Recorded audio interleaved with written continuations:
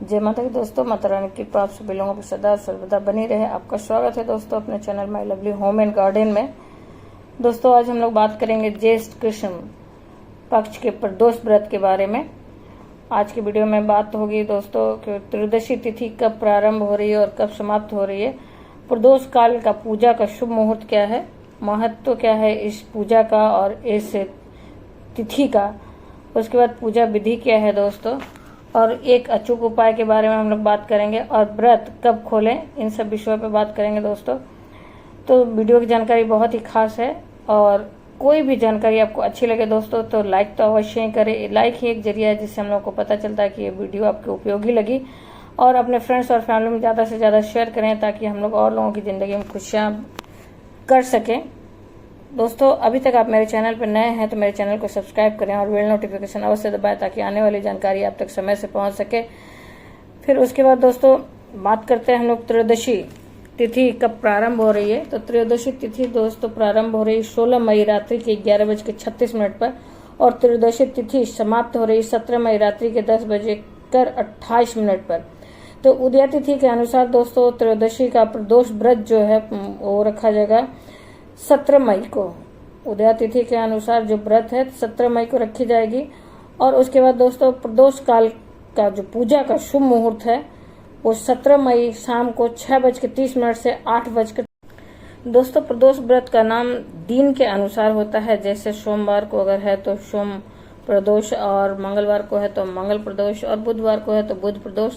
और जिस तरह से इसके नाम होते हैं उसी तरह से इसके फल भी होते हैं, उसी तरह से इसके लाभ भी मिलते हैं दोस्तों प्रदोष व्रत का प्रदोष काल की पूजा से आपको विशेष लाभ मिलता है, लेकिन कुछ खास तिथियों और दिनों में पूजा करने से विशेष लाभ मिलता है दोस्तों। और इस बार बुध का प्रदोष व्रत है, ये कल बुधवार को पड़ रहा है। तो दोस्तों इसको करने से भगवान भोलेनाथ की और साथ ही भगवान गणेश जी की भी कृपा प्राप्त होगी, क्योंकि कल बुधवार के दिन भगवान गणेश का होता है। और बुध प्रदोष की जीवन में किसी भी प्रकार की विघ्न बाधा हो तो वह भी ठीक होता है दोस्तों। सफलता की प्राप्ति होती है, शिक्षा में भी वृद्धि होती है, और गजानन गणेश रिद्धि सिद्धि के दाता हैं। तो आपके जीवन में घर में हमेशा बरकत बनी रहती है।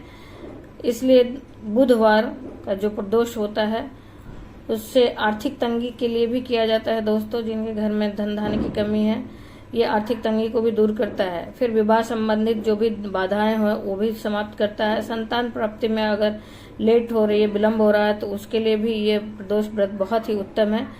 उसके बाद दोस्तों अब बात करते हैं कि पूजा विधि क्या है।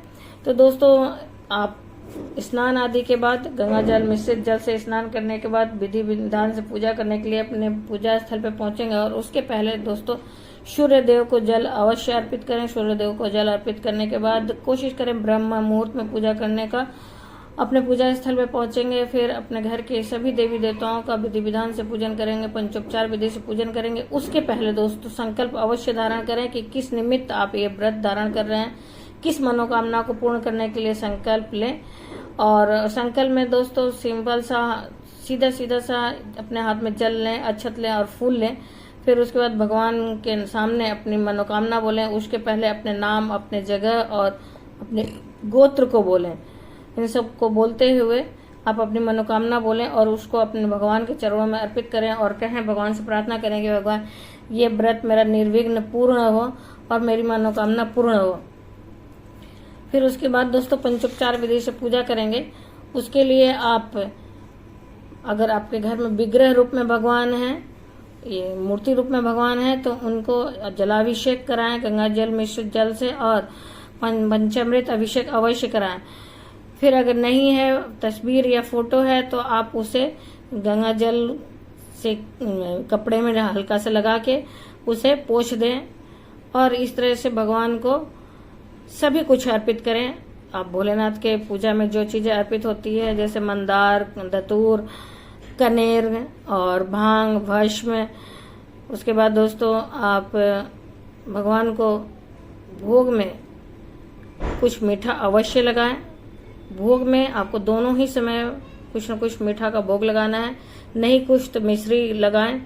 नहीं तो कुछ भी दूध से बने सफेद चीजों का भोग लगाएं और भगवान को चावल, खड़े चावल के दाने जरूर अवश्य अर्पित करें अंत में, और कुछ पैसे दान स्वरूप जरूर अर्पित करें।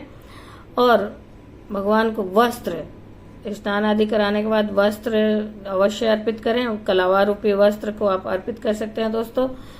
नहीं कुछ तो आप रक्षा सूत्र जो होती है उससे ही थोड़ा सा तोड़ के अर्पित कर दें। और उसके बाद दोस्तों आप जनेऊ जरूर भगवान को अर्पित करें। जनेऊ नहीं है तो आप कलावा को ही जनेऊ मतलब कहा जाए कि मानसिक पूजा के तौर पे जनेऊ समझ के उसे अर्पित करें भगवान को। और इस तरह से भगवान की पूजा अर्चन करें। सुबह में इस तरह से विधि विधान से पूजन करें दोस्तों। अगर आपके घर के पास कोई शिवालय है तो अवश्य जाएं शिवालय में पूजा करने। फिर उसके बाद दोस्तों संध्या काल में, जो प्रदोष काल में पूजा होती है, प्रदोष काल की पूजा बहुत मान्य होती है, वह बहुत ही ज्यादा शुभ फल देती है दोस्तों। प्रदोष काल में आप अवश्य जाएं शिवालय में।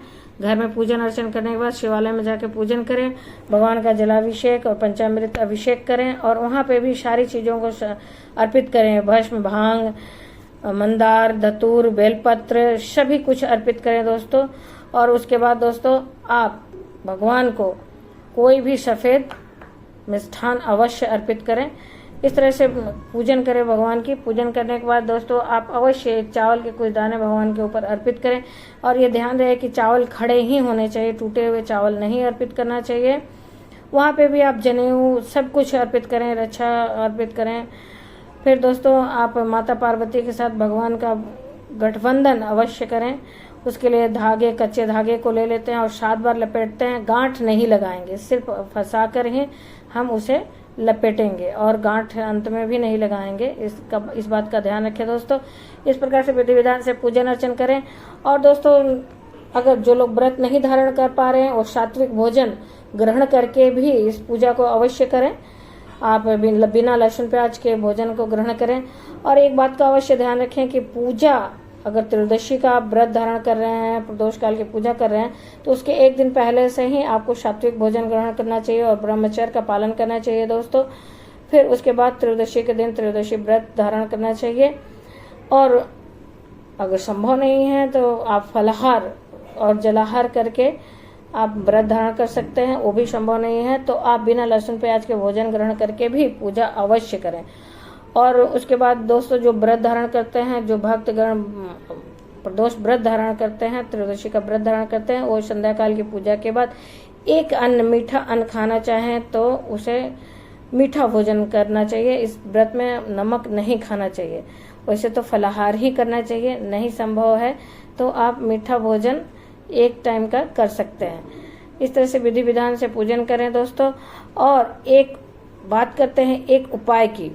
सारा पूजा अर्चन करने के बाद एक उपाय जो बात करना है, वो खास उपाय ये है दोस्तों कि आप प्रदोष काल में त्रयोदशी के दिन अवश्य 8 दीपक भगवान के मंदिर में, भगवान भोलेनाथ के मंदिर में हर कोने पे लगाएं, हर दिशा के कोने पे लगाएं। 4 दिशाएं होती हैं, फिर उनके मध्य में एक दिशा होती है। इस प्रकार से आप लगाएं। और 8 दीपक में कुछ खड़े मूंग, हरे मूंग जो होते हैं, मूंग के दाल के दाने अवश्य डालें और अपनी मनोकामना बोलते हुए इस उपाय को करें दोस्तों। और इस उपाय के करने से आपके हर दिशा की बाधा समाप्त हो जाती है। हर दिशा से जो भी दिक्कत परेशानी आपके जीवन में होती है वो सब समाप्त हो जाती है दोस्तों। दीपक मिट्टी का या आटे का हो सकता है और इसी प्रकार से बाती गोल या लंबी हो सकती है। फिर आप अगर शुद्ध घी का जला सकते हैं तो जलाएं, नहीं बनता है तो आप तिल के तेल का अवश्य जलाएं। और दोस्तों आप अपनी मनोकामना बोलें, आपको जो भी चाहिए, चाहे ऋण से मुक्ति चाहिए, चाहे रोग से मुक्ति चाहिए, चाहे संतान प्राप्ति चाहिए, चाहे दाम्पत्य जीवन में सुख शांति चाहिए, नौकरी में उन्नति चाहिए, कोई भी इच्छा हो दोस्तों उसे अवश्य बोलें। दोस्तों इस उपाय को हर प्रदोष के दिन करें, हर त्रयोदशी व्रत के दिन करें। और फिर उसके बाद आशा करते हैं कि ये जानकारी आपको उपयोगी लगी होगी। अगर जानकारी में कुछ भी अच्छा लगा हो तो दोस्तों लाइक तो अवश्य करें। लाइक ही एक जरिया है जिससे हम लोगों को पता चलता है कि आपको वीडियो उपयोगी लगी। और ज्यादा से ज्यादा अपने फ्रेंड्स और फैमिली में शेयर करें ताकि हम और लोगों की जिंदगी में मदद कर सके दोस्तों। फिर अभी तक आप अपने मेरे चैनल पर नए हैं तो मेरे चैनल को सब्सक्राइब करें और बेल नोटिफिकेशन अवश्य दबाएं ताकि आने वाली जानकारी आप तक समय से पहुंच सके। फिर दोस्तों माता रानी के नाम का जयकारा कमेंट बॉक्स में अवश्य लगाएं, एक पॉजिटिव वातावरण में उत्पन्न करें। फिर दोस्तों मिलते हैं एक नई जानकारी के साथ नई वीडियो में। तब तक के लिए जय माता की। माता रानी की कृपा सभी लोगों पर सदा और सर्वदा बनी रहे। दोस्तों अगर कोई भी सुझाव हो तो अवश्य कमेंट बॉक्स में लिखें। फिर किसी भी तरह की जानकारी चाहिए तो उसे भी अवश्य कमेंट बॉक्स में लिखें। धन्यवाद दोस्तों। माता रानी की कृपा आप सभी लोगों पर सदा और सर्वदा बनी रहे।